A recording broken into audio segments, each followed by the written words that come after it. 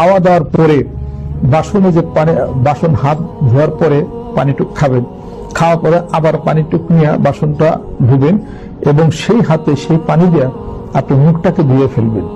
এটা এক সাংঘাতিক একটা মেডিসিন। এটা মুখটা আপনি ধুয়ে ফেলবেন। ধুয়ে ফেলার পরে আপনি বলবেন হাসানতা আল্লাহুম্মা হাসানতা খালকি ফাহাসসিন খুলকি, আল্লাহুম্মা হাসানতা খালকি ফাহাসসিন খুলকি।